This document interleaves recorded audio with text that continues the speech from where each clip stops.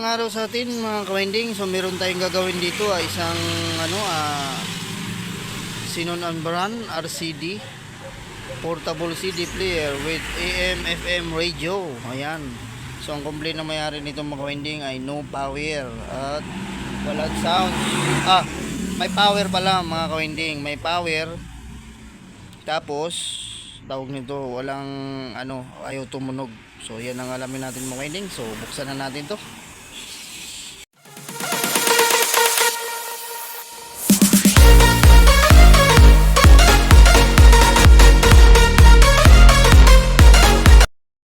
So ayan mga ka-winding, so nabuksan na natin to. So ito pala mga ka-winding ay na-repair na. So may una nang gumawa nito mga ka-winding. So try natin mga ka-winding kung ito ba ay magagawa din natin. So ito yung kanyang transformer na ginamit. So tingnan natin mga ka-winding. So ito may na dito, may tuklap na. So ito mga ka-winding ay binaklas ko na rin para hindi tayo mahirapan magkalas. Kinalas ko na yan. So ito mga ka-winding ay tingnan natin itong transformer niya kung meron ba siyang supply. Papasok sigurado meron naman siguro kasi meron itong gumagana naman kanya yung CD player niya. Yung mga ka-winding ay tawag nito. So check natin kung merong supply, kung may mga supply ito. So kasi walang complaint kasi na mayari nito mga ka-winding ay walang FM at saka AM, ayaw gumana. So ayan, so ito try nating gawin mga ka-winding. So ayan, so try natin i-repair ito at kung ito ba ay magagawa natin. So ito mga ka-winding ay sukatan lang natin itong voltahe, itong galing transformer. So nasana yung aking tripod, so hanapin ko lang tripod ko. So yan, lagyan ko lang ito ng plug mga ka-winding. So insert lang natin ito sa likod. Wala sila, Dok? Wala tay, di ko alam tay. Ano ginagawa mo?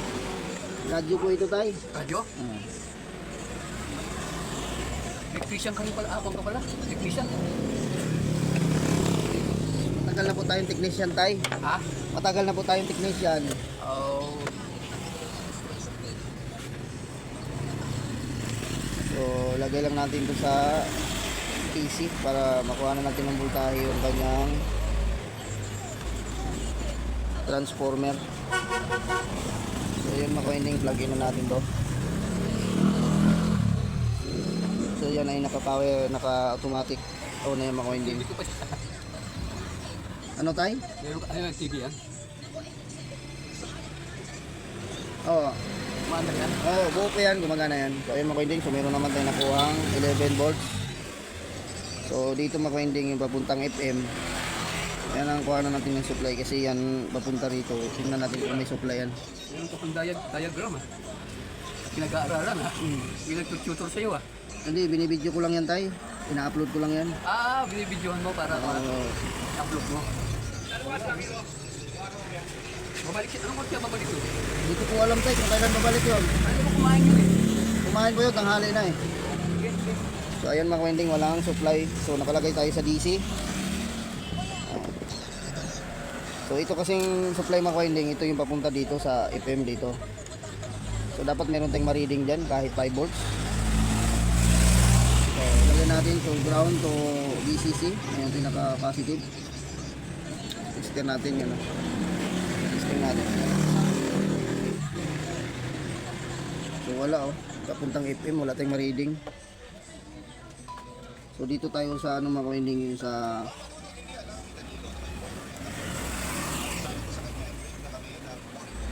yung papuntang. So dito tayo mag-test mga ka-winding kung meron ba tayong hanap tayo ng ibang supply na sinusupplyan nito na reading kasi wala talaga siyang mga ka-winding 5 volts papuntang dito sa may tuner ng FM.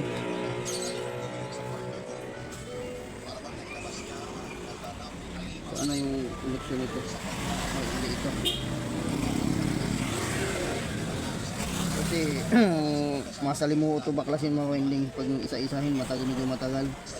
Maghanap tayo dito ng may supply na ano na meron. Okay.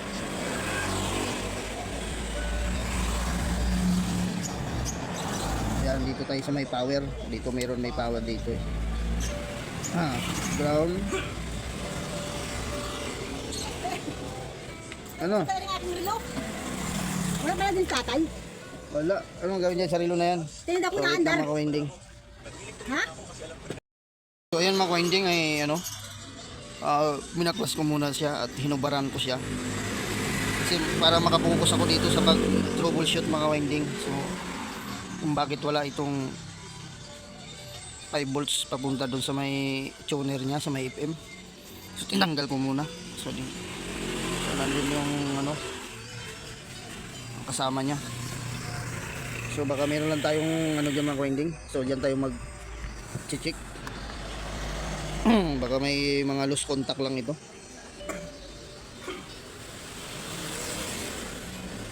So ito yung ano mga winding, yung papunta doon sa tuner. So ayan o. So ayan. So lahat ng terminal niya mga winding mga nandito. Mga terminal dito ay ating pag i-resolder yan. Kasi bakit walang ano to, 5 volt. Kadalasan kasi dyan mga ganito maka-winding. Yan ay ano, minsan ay umaangat na ito pag sobrang tagal. Ito yung ano niya, capacitor.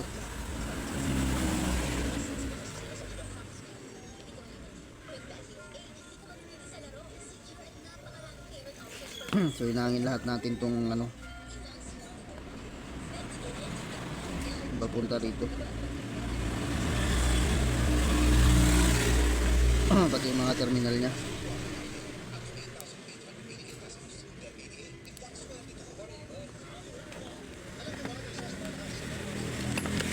Saka dito sa kanyang switch, sa kanyang mga switch. Uy, namigit pa. Nakamagtete. Dikit na. Yan.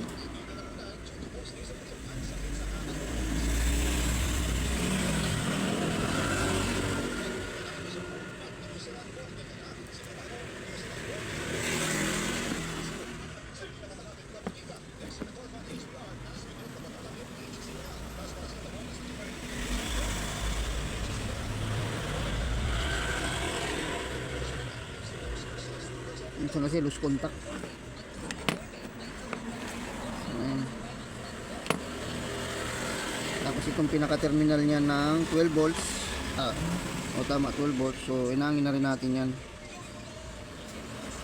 Tapos yung mga karugtong mga kadugtong na papunta rito.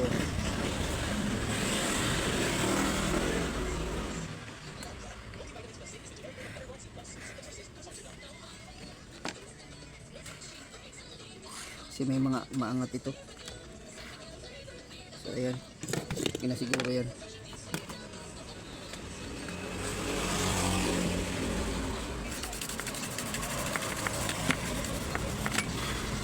So ito lang kailangan natin dito na magka-supply mga winding papunta sa FM. Kasi yan ang nawala ang voltahe.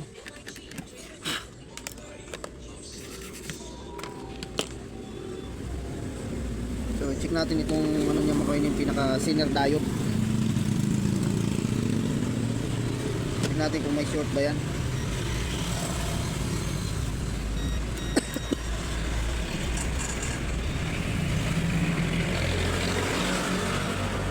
Wala.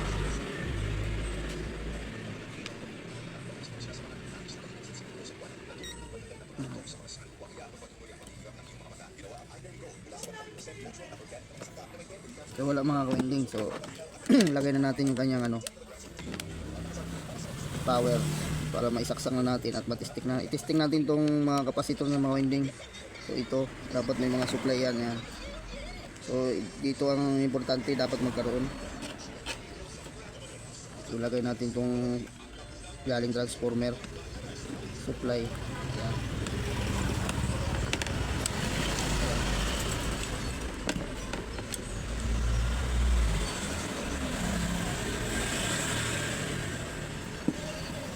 Lagay natin sa DC yung tester natin.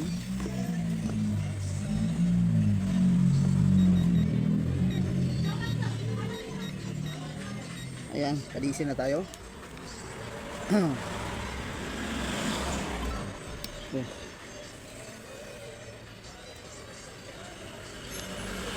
Ayan, saksak ko na mga winding. Ayan. So dito tayo sa kanyang 12 volts. So 12 volts. Meron ba? So may 12 volts tayo. Tapos dito mga winding, ito. Ito. Yung side na ito, papuntang FM yan eh. Ito may capacitor dito. Tingnan natin kung may 5 volts na ba yan. So ito yung terminal niya. Positive. Saka negative. So meron tayong nakuha mo kayo 4.3. So capacitor. Lagyan natin sa capacitor. So hindi na na-inject na maigi. Ay, mali. Ito pala. So ayan mga winding, so meron na. So ngayon mga winding, ibalik na natin sa kanyang box. So nakuha na natin yung kailangan natin dyan. Ayan, ibalik lang natin. So ayun na mga winding, ay naibalik ko na yung kanyang board dito. So naisalpa ko na rin siya, tapos nilagay ko na lahat yung mga kanyang mga connection punta rito, at saka ito sa pinaka tuner nya. So dito siya mga winding. So ayan, itong antenna nya mga winding ay pinalitan ko na rin, at marupok na yung kanyang ano saan kayo galing? Ha? Radyo ayun mga winding, so tuloy tayo at merong nagtanong kung anong ginagawa natin. So ito mga winding ay ano, yung so pinalitan ko na yung antenna nya, tapos ngayon ay isaksak na natin itong mga winding para matesting na natin. So nasa na yung plug dito? So, ito yung plug. Ayan, isaksak na. Ayun, ano bayad? Tumunog. Ayun, tumunog agad. So ayun mga winding, so napatunog na natin. So ito lang problema, sira rin pala yung volume nito mga winding kasi tumunog siya agad. Ayan o.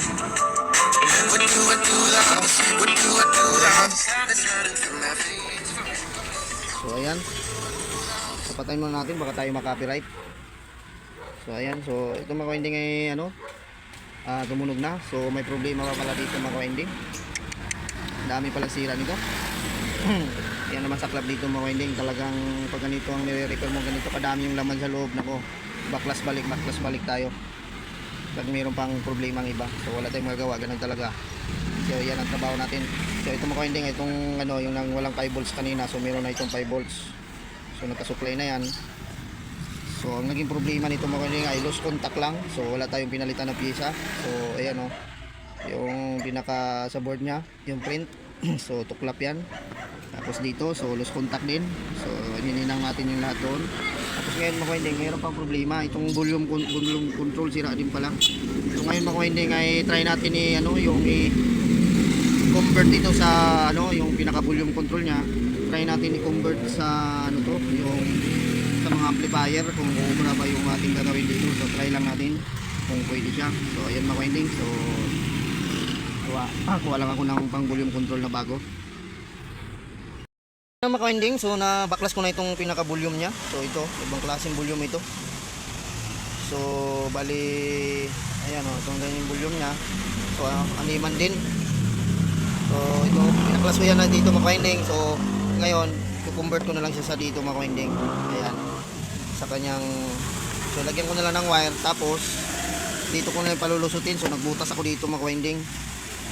So yung dito mga winding, yan dito nakalagay, pero yan ay tatakpan na lang natin. So dito na natin padaanin sa kabila. So binutasan ko na yan para dito. So ito ay 50k. So ito yung dati niya, ano ba itong original niya? Focus lang natin. 503. Mas mataas. So yan mga winding, so ikabit ko lang para maano na natin, ma-testing kung siya ay gagana na ba. So ito na mga winding ay ano, ayan, na-tap na natin. So ang gamit lang kasi nito ng mga winding, so ito yung dati niya, itong dalawa dito, itong dalawa. So ground lang itong dalawa niyan. Kaya ito mga winding mga ganito, walang ground ito na nakalagay sa dyan sa 6 na paa. So dito na lang tayo naglagay sa taas. So diyan ko nilagay yung ground, yung body ground ng ating kuan, yung ground nito. So dito na din nilagay. Tapos ito mga winding ay ano, so yan nakakabit. So itong bali apat lang ang ano nito kailangan. Kasi ito mga winding, wala na kasi yung carbon nito, yun ay gas-gas na kasi ito eh. Ayan oh. So napakalambot. Kaya wala na siyang control mga winding, hindi na siya hindi lumalakas yung volume, sira din ito. So kaya mga winding, ito na lang ang pwede nating ano, convert. So ayan, kinonvert ko. So ginamit ko lang dito ay ano, wire ng pang electric stand. Tapos ito mga winding, so may dalawang bakante kasi apat lang ang nagamit dito. So ito mga winding ay ano, lagyan ko ng resistor yan para may contact pa rin yan. So kuha lang tayo ng resistor mga winding. So ito na mga winding, so meron tayong nakuha ng resistor. So ihinangan natin dito. So, paano bang forma? So i-tupin natin ng ganito. So, ganyan na lang siguro. Yan. Tuloy natin ba?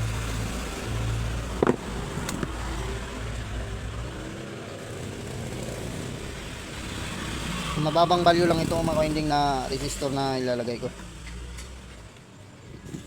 So ito yung ano, bagong resistor ang ilagay natin. Ayan.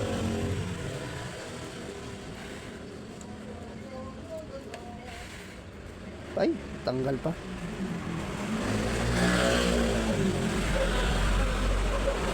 Ayan.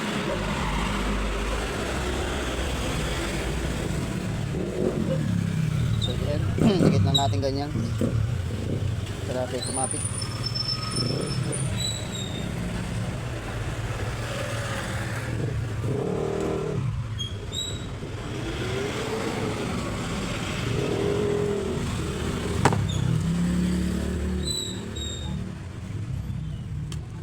Ayan mga winding, okay na. So nalagyan na natin. Ayan. So ngayon mga winding ay titesting na natin kung siya ay mapapalakas natin yung ating sounds, kung siya ay malakasan ba. So ayan, so wala pang mga tornilyo yung mga winding oh. So, wala pang tornilyo yan, kupanting tornilyohan. So kasi titesting pa lang natin kung siya ay makukontrol na ba natin yung ano yung kanyang lakas. Kasi ang design nito mga winding, itong ganitong ano ay ano ano ba yan? So saksak na natin mga winding. Saksak na natin kung para matesting. Ayan. Ayan. May sounds na tayo. Tumunog na.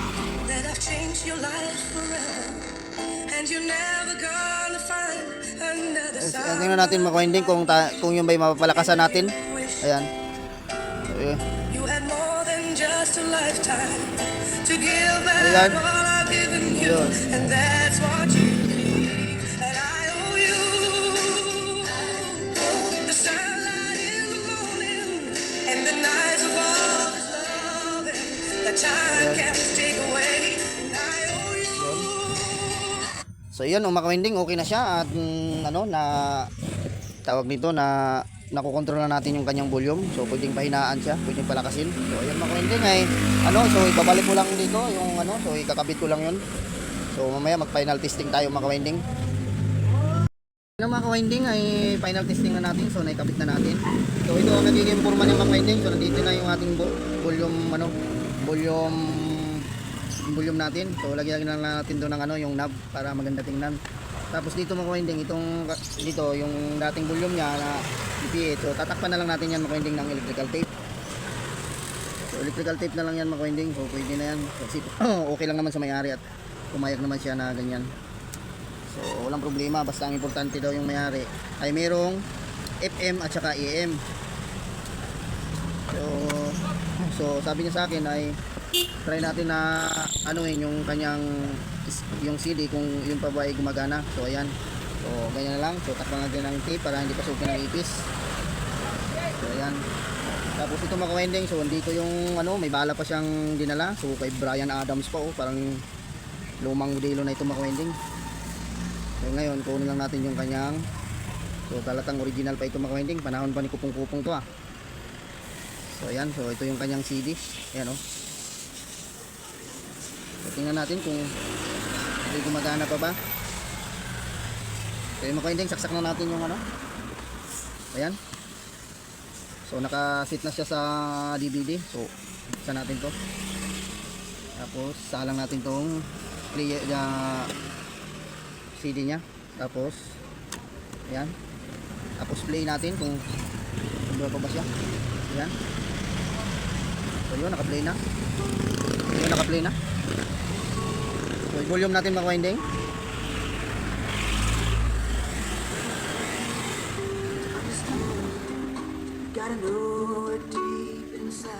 So next natin. Ano ba next nito?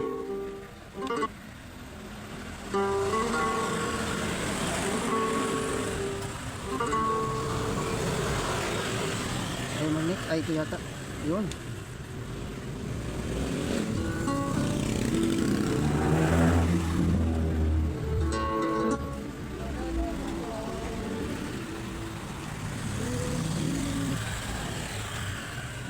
Wala na yung Antoinette. Oh, nakaw yan? Oo.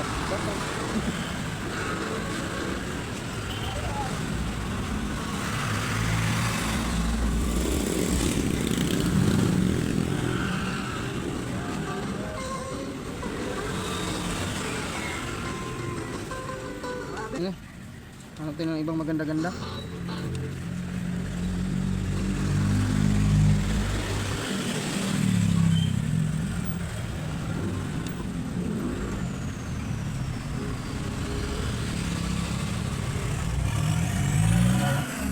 Pangit naman ng iba.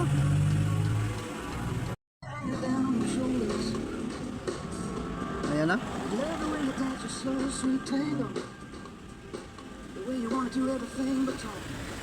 So lipat natin sa ano, lipat natin yung mga winding sa ano, sa ano, sa AM naman, AM. So at least gumana yung kanyang ano, CD.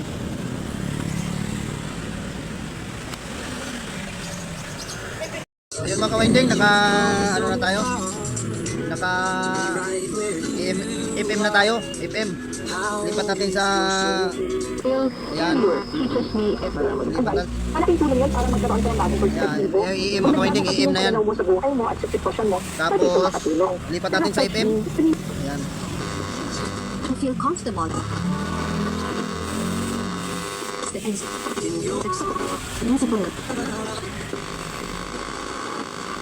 Na signal.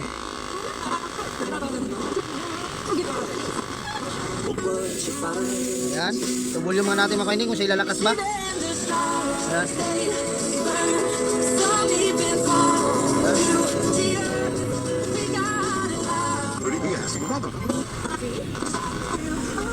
So ayan mga ka-winding, so hanggang dito na lang tayo. Kung bago lang po sa akin channel, so please subscribe at pindot ang notification bell para update kayo pag may bago tayong video. So ayan mga ka-winding, so bye bye na po. So ibalik na bigyan na natin